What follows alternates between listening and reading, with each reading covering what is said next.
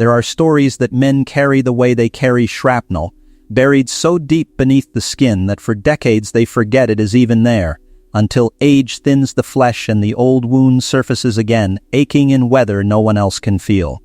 This is one of those stories.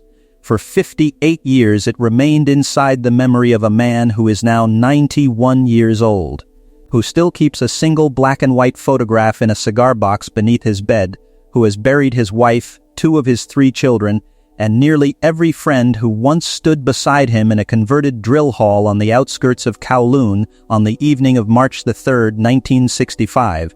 Only 11 people witnessed what happened in that hall. 9 of them are dead. The 10th swore an oath of silence that he honored until 3 years ago, when illness finally loosened his tongue in a hospital bed in Macau.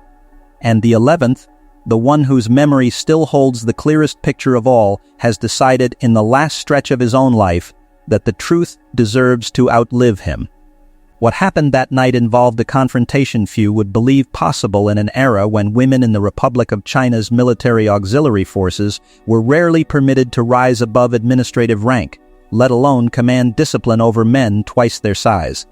A battalion training instructor named Su Lin, 31 years old, 5 feet 7 inches tall, 136 pounds of compact disciplined muscle built through 14 years of chin-na grappling and northern praying mantis striking, walked into a room to humiliate a 24-year-old martial arts instructor whose growing reputation she considered an insult to every soldier who had bled for their skill rather than performed for cameras.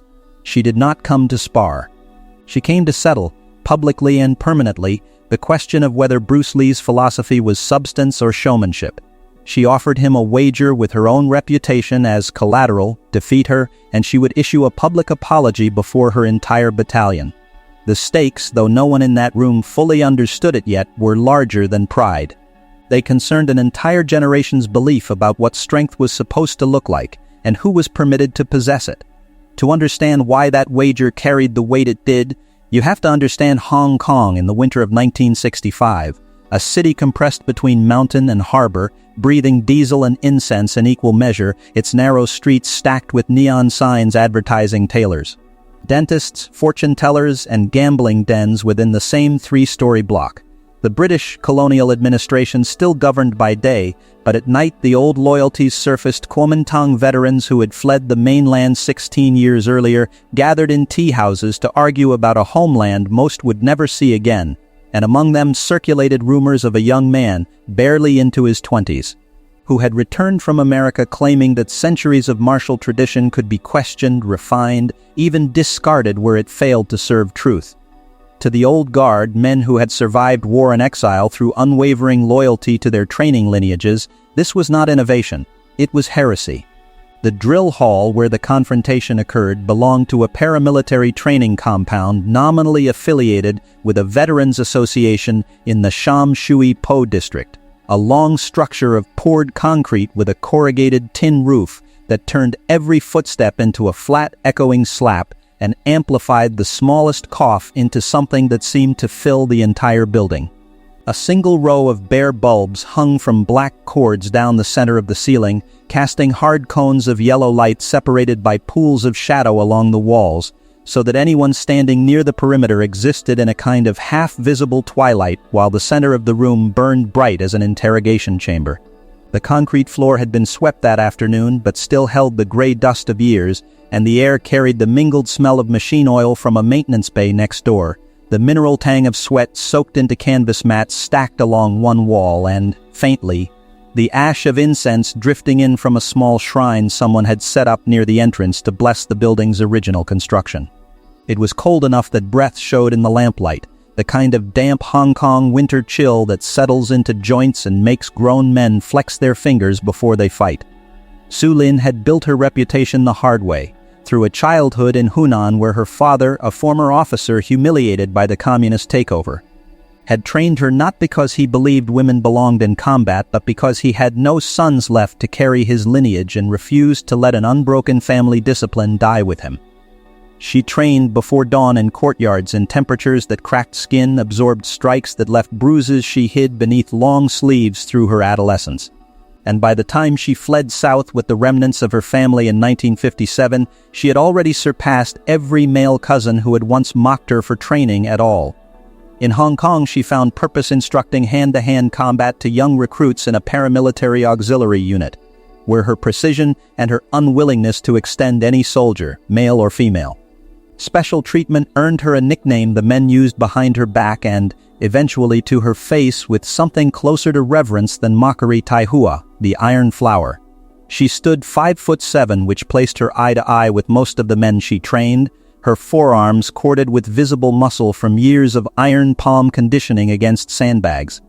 2 faint scars tracing her left eyebrow and her right forearm from sparring accidents she never bothered explaining, and a stillness in her gaze that unsettled recruits twice her size long before she ever raised a hand against them.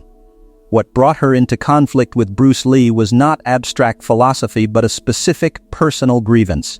One of her finest soldiers, a young corporal named Wei who had trained under her for 3 years and who she privately considered the closest thing to a son she would likely ever have, had taken a leave of absence to study at a small storefront academy where Bruce Lee taught an evolving system he had not yet named publicly, though students were already calling it simply his way. Wei returned 8 weeks later, moving differently, thinking differently, questioning techniques Su Lin had drilled into him since adolescence, suggesting in front of other recruits that some of her stances created exploitable openings a more adaptable fighter would never allow. She did not see growth in this. She saw betrayal.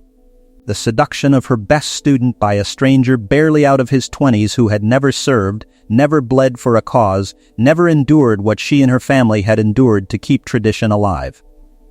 When she finally encountered Bruce Lee in person at a community demonstration hosted by a mutual acquaintance in early February, the dismissive comments began almost immediately, delivered not with crude hostility but with the cool, surgical condescension of someone who believed she was simply stating fact, that flashy hand speed meant nothing against someone trained to break bone, that his small frame and showman's confidence would collapse the instant real force met it, that what he called innovation was simply ignorance dressed in philosophy because he lacked the discipline for proper training.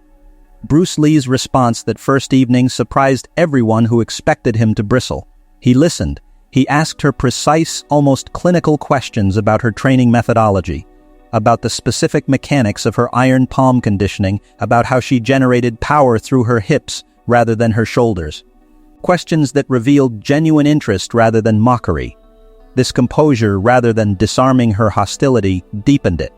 She read his calm as performance, his curiosity as condescension, his refusal to defend himself verbally as proof that he had no real answer to offer. It was Su Lin herself who 3 weeks later issued the formal challenge through the mutual acquaintance. Specifying the terms with the precision of a military order, a private engagement, 11 witnesses she trusted to maintain confidentiality, no weapons, no strikes to the eyes or throat, continuing until one combatant could no longer continue or chose to yield. If Bruce Lee defeated her, she would apologize publicly to her entire battalion and to him personally, retracting every word she had spoken against his teaching. If she defeated him, he would agree never to accept Wei or any of her former soldiers as students again, and would publicly acknowledge that his system amounted to theatrical reinterpretation of techniques developed by warriors who had actually been tested by war. Bruce Lee arrived at the drill hall that evening in plain gray trousers and a black cotton shirt, his hair still slightly damp from the rain that had begun an hour earlier. His frame compact at 5'7.5", 145 pounds, every visible inch of him built not for bulk but for explosive efficiency, forearms thickened from years of striking the wooden dummy, shoulders loose and rounded rather than tensed, a stillness in his stance that those unfamiliar with him often mistook for casualness rather than the coiled readiness it actually was. He moved through the room before the confrontation began the way a man inspects a workshop rather than a battlefield, noting the concrete's texture beneath his canvas shoes, the spacing between the support pillars, the particular angle of light from the bulb directly overhead that would, he understood immediately, throw confusing shadows across an opponent's peripheral vision during certain exchanges. He greeted Su Lin with a slight, formal bow, his expression neither dismissive nor falsely humble, simply present, the way he greeted every serious opponent he respected enough to take seriously. The 11 witnesses arranged themselves along the walls in the half-shadow, a mixture of Su Lin's most trusted senior soldiers and 2 of Bruce Lee's own students who had come at his request, not to support him but, as he told them beforehand, to witness honestly whatever truth the evening revealed. Among them stood a retired colonel in his 60s who had personally trained Su Lin's father decades earlier, his presence lending the proceedings a gravity that silenced the usual murmur of pre-fight chatter. No one spoke above a whisper. The only sounds were the hum of the bulbs, the distant clatter of the maintenance bay next door, and, just before the engagement began, the soft creak of the corrugated roof shifting in the wind outside. Su Lin opened with words rather than fists, her voice carrying the flat authority of someone accustomed to command. She told him this was not a demonstration, that she expected him to fight as though his reputation depended on it because it did, and that mercy from either side would be considered an insult worse than defeat. Bruce Lee answered with something that unsettled her more than any boast could have. He told her, quietly, that he had not come to defeat her but to discover whether what she believed about strength was actually true, and that he suspected by the end of the evening they would both learn something neither expected. She took this as evasion. She told him plainly that talk had never broken a bone, and that words were the weapons of men who feared what their hands could not accomplish. It was the next remark that crossed the line separating verbal sparring from genuine offense. She told him that his brother's death, the loss that had shaken his family 2 years before Bruce Lee himself left for America, proved that his bloodline's reputation for combat skill was a myth built on luck rather than substance, that real warriors did not lose family members to circumstance because real warriors controlled their environment completely. The room went silent in a different way after that. Witnesses would later describe seeing something shift behind Bruce Lee's eyes, not anger exactly, but a focusing. The way light concentrates when passed through a lens, his jaw set almost imperceptibly, his breathing slowed rather than quickened, and his stillness, which had read as calm a moment before, now read as something closer to gravity, the stillness of a held breath before a dive. He did not raise his voice. He told her, evenly, that grief was not evidence of weakness, that anyone who believed control eliminated loss had never actually been tested by life, only by training halls, and that she was about to learn the difference between the two. Su Lin's senior soldiers, who had never heard anyone speak to their commander this way, and lived to discuss it afterward, shifted uneasily along the wall.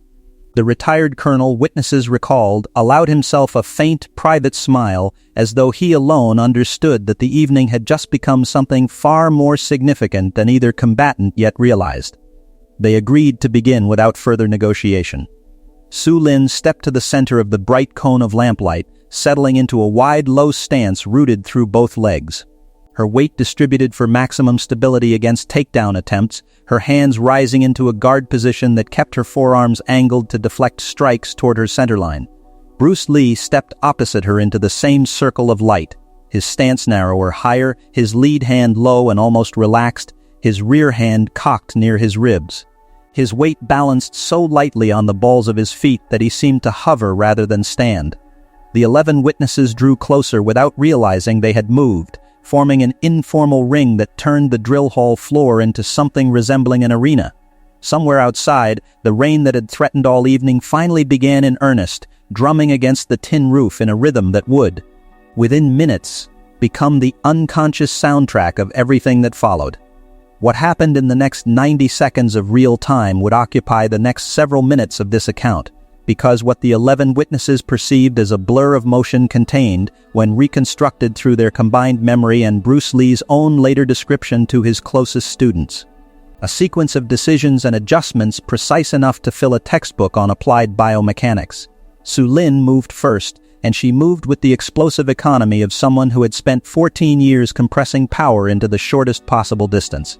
She closed the gap in a single low gliding step that ate 3 feet of concrete almost silently, her lead hand snapping forward in a praying mantis hooking strike aimed at his collarbone, the kind of technique designed to trap an opponent's guard and open a clear path for the rear hand follow-up that arrived a fraction of a second later, a palm strike generated from her hips rather than her shoulder. the sort of blow that had, in her training career, cracked wooden boards stacked 3 deep. Both strikes were textbook in their execution, both delivered with a speed that surprised even Bruce Lee's own students watching from the wall, who had never seen anyone close distance on him that quickly. Neither strike landed. Bruce Lee's head moved perhaps 4 inches to his left, a motion so economical it barely registered as movement at all.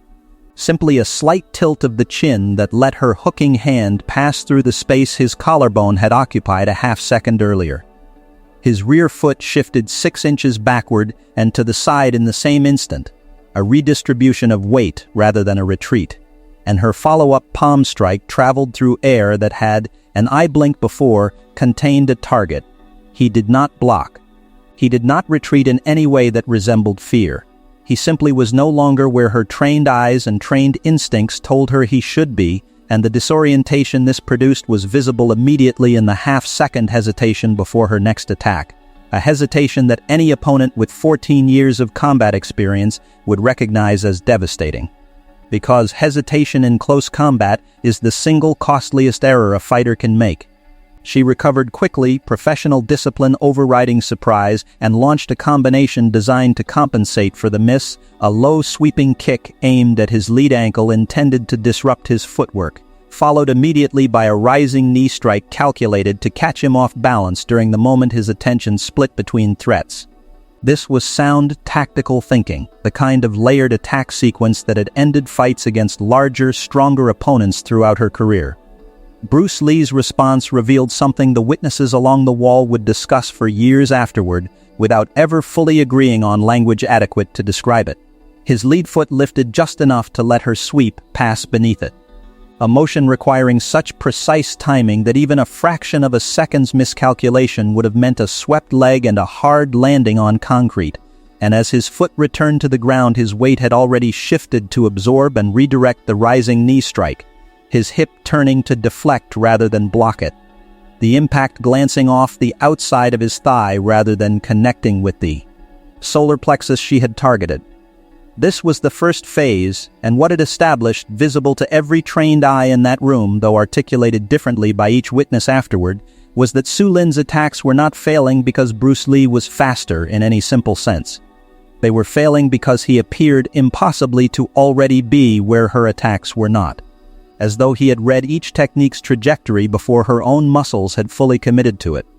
The retired colonel would later tell his grandson that he had trained and fought for 40 years and had never witnessed anything resembling what he saw in that drill hall, a quality of anticipation that seemed to belong to instinct rather than calculation, though he understood intellectually that what looked like instinct had been built through thousands of hours most people would never witness or believe.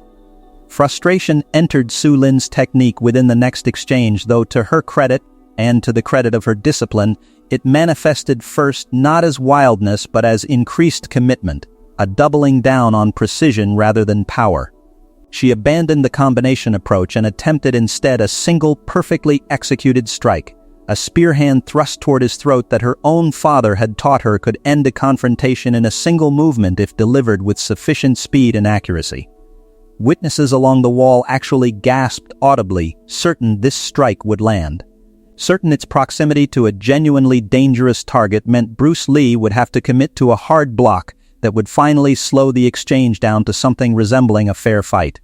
Instead, his head rotated perhaps 3 inches, his rear hand rose in a motion so brief it resembled a flinch rather than a deliberate parry, redirecting her fingertips past his ear close enough that several witnesses swore afterward they heard the displaced air whistle, and in the same continuous motion his lead hand made contact with her wrist, not gripping it, simply guiding it further past him with almost no resistance at all, using her own forward momentum to carry her half a step past her intended position. It was here that Bruce Lee spoke for the first time since the engagement began, his voice quiet enough that only Su Lin and the nearest witnesses caught the words clearly, "You are thinking about what you were taught instead of what is actually here."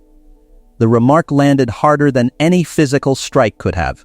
Su Lin's breathing, which had remained controlled through the opening exchanges, audibly sharpened, and witnesses described her expression shifting from concentrated aggression towards something closer to genuine confusion. the look of a master craftsman confronting a tool that no longer behaved according to physics she understood. She pressed forward anyway, because retreat was not a vocabulary her training had ever included. Launching a rapid series of close-range elbow strikes designed to overwhelm through volume rather than individual precision, the kind of relentless assault meant to exploit any opponent's inevitable fatigue. Bruce Lee's economy of movement actually increased during this exchange rather than diminishing, his shoulders rolling in small.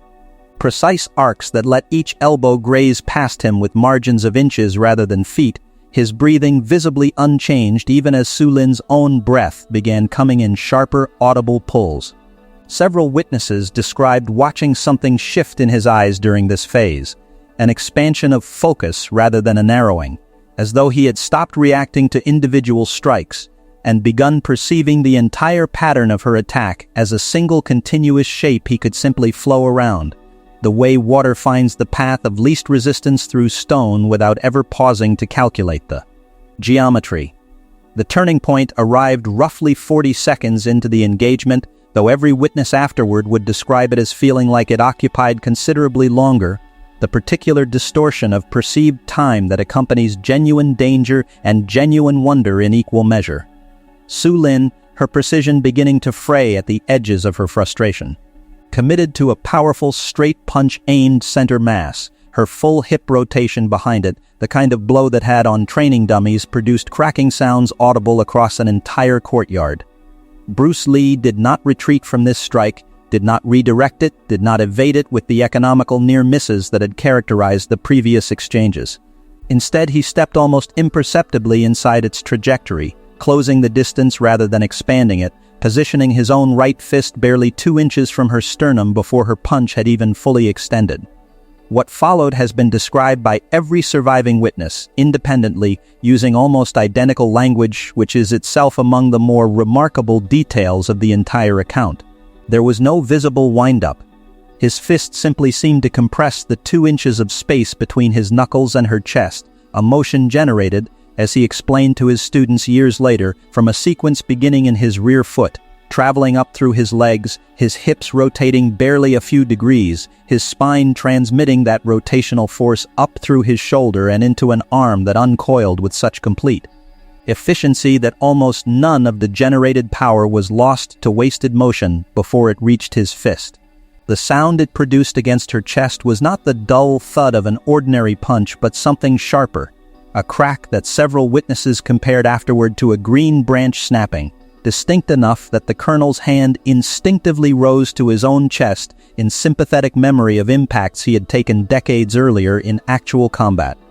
Su Lin's body lifted slightly off the ground, weight transferring backward in a stumbling half-step before her legs folded and she dropped to one knee on the cold concrete, both hands clutching her chest, her breath arriving in short, desperate gasps as her diaphragm, momentarily disrupted by the shock transmitted through her sternum, struggled to remember its rhythm.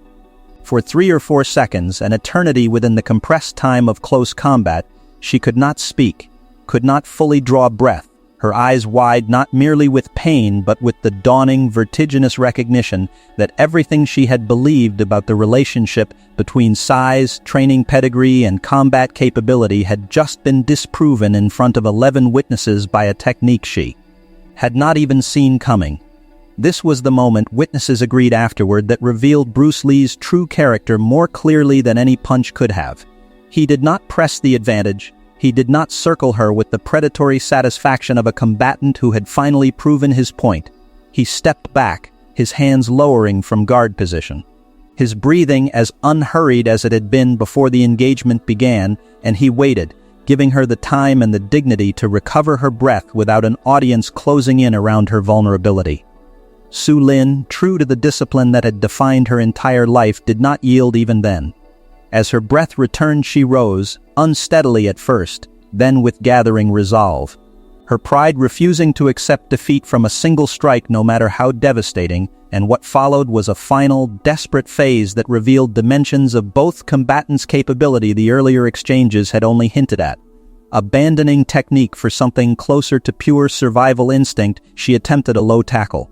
Driving forward to wrap both arms around his legs in an attempt to neutralize his striking range entirely through grappling, a tactic her years of Chin-Na training made genuinely dangerous if it succeeded.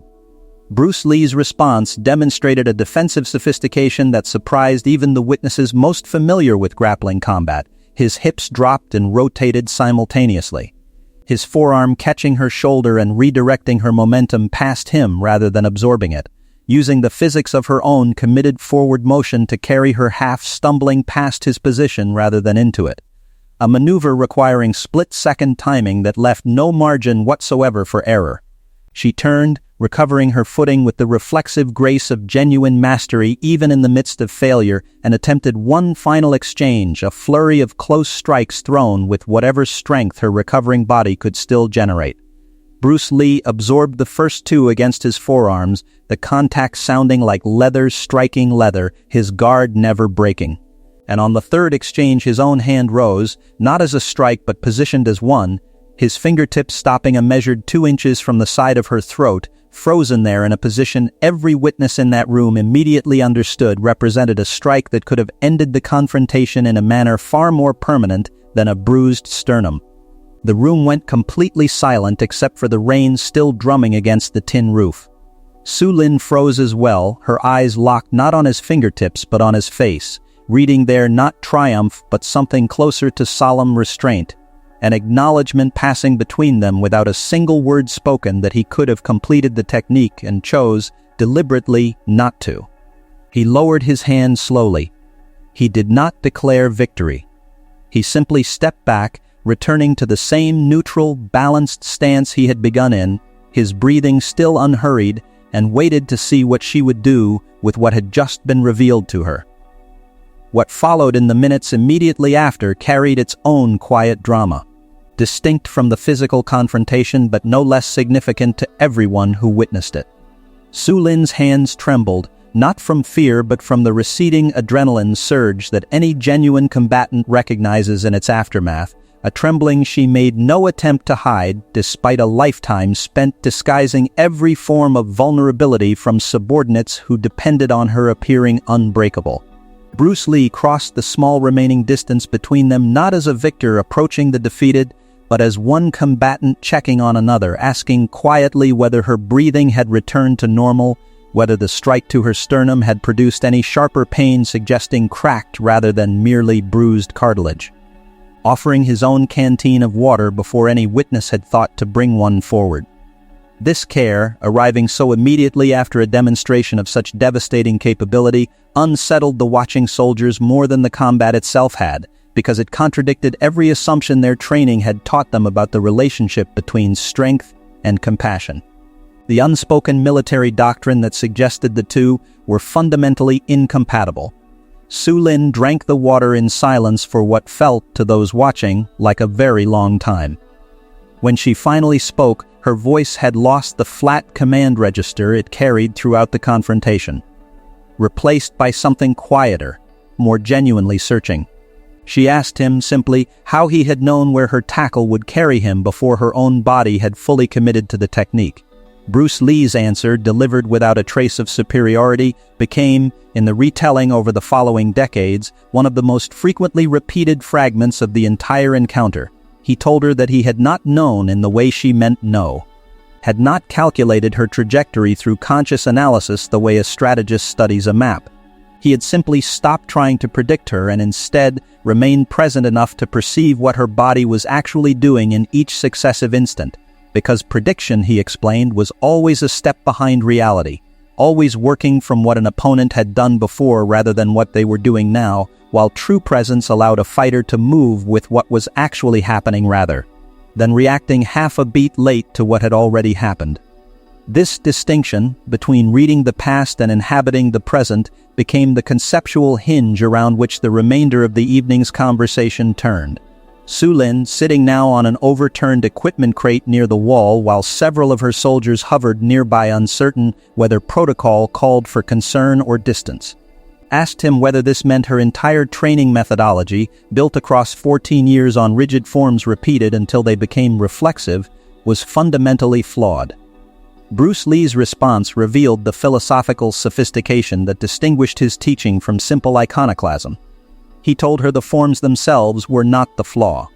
Rigid forms became dangerous only when a fighter forgot they were meant as a foundation for adaptation rather than a cage-limiting response to only what had been rehearsed. Water, he reminded her, takes whatever shape contains it, yet water possesses tremendous power precisely because it never resists the shape of the moment it occupies. A fighter who could only execute techniques exactly as drilled, in exactly the sequence trained, would always be vulnerable to any opponent whose attack fell outside that rehearsed sequence. The goal was never to discard discipline but to internalize it so completely that conscious thought no longer stood between perception and response, so that the body could express whatever the actual moment required rather than whatever the training manual had anticipated. Wei, the young corporal whose defection to Bruce Lee's academy had ignited this entire confrontation, stood near the back wall throughout this exchange in visible anguish, uncertain whether his presence honored or betrayed the woman who had raised him through her own version of the same discipline she now watched dismantled in front of 11 witnesses. It was Su Lin herself who finally addressed him directly, her voice carrying none of the harshness he had braced himself to receive. She told him she finally understood what he had been trying, clumsily, to explain to her over the preceding weeks, that adaptation was not betrayal of the discipline that raised him but its logical maturation, and that her own resistance to his growth had been.